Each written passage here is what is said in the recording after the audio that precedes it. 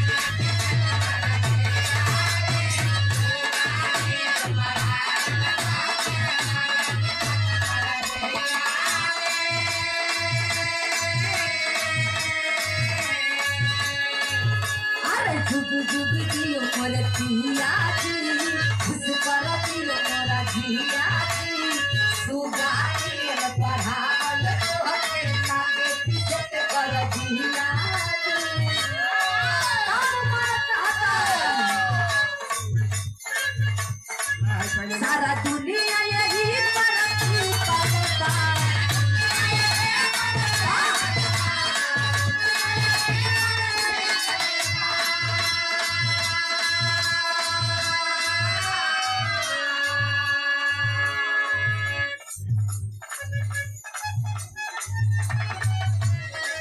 और ये सम्मान भरा पुरस्कार ना हमारे खातिर आशीर्वाद है आप आरबी म्यूजिक चैनल के मालिक आप सोनू विश्वकर्मा जी हमने आरबी स्टूडियो जौन भीमपुरा में बड़ा ही माना जाना है आप चैनल के मालिक हैं स्टूडियो के मालिक हैं हमरे सोनू विश्वकर्मा बड़े भैया आपकी तरफ से सम्मान भरा पुरस्कार और 500 रुपया से सम्मान के लिए बहुत प्रणाम और यहाँ के चैनल से हम बहुत गाना गए हैं शुरुआत में बहुत सपोर्ट करें और आज भी सपोर्ट करेंगे आज भी कहाँ के चैनल से बड़ा एक गाना छुपेला बहुत गए मुबारक का होता है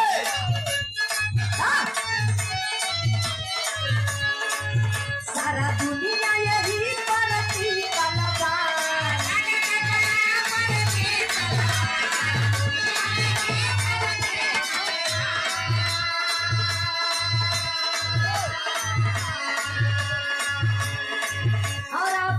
हमारे गुरु राम केवल यादव जी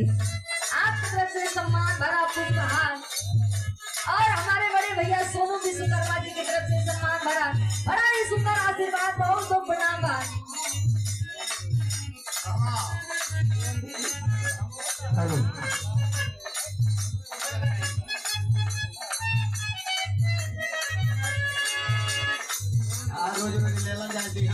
और ये सम्मान भरा पुरस्कार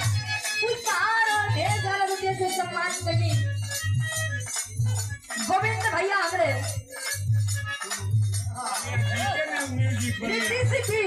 चैनल के मलिका साहब बहुत प्रणाम है। लक्ष्मी म्यूजिक बनी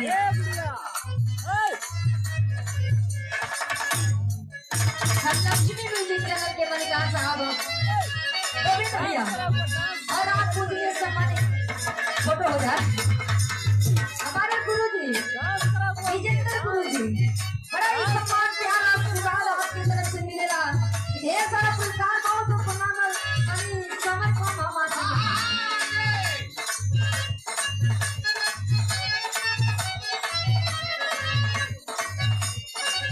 सारा दुनिया यही बराती कलमा उन्हें जाने के करा बराती कलमा इतिहास के पाना में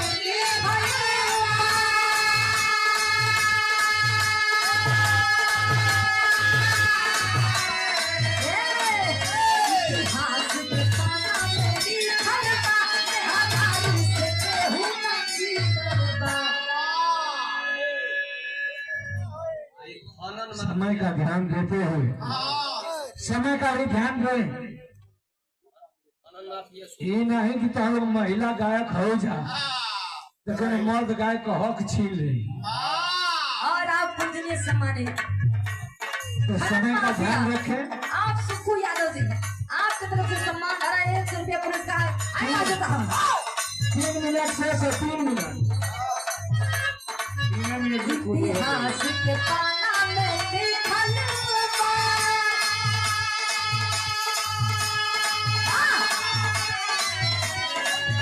इतिहास के पाना में लिखलबा।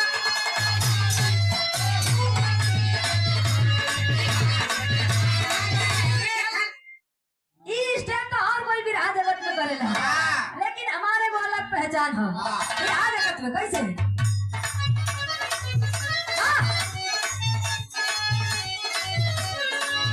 इतिहास के पाना में लिखलबा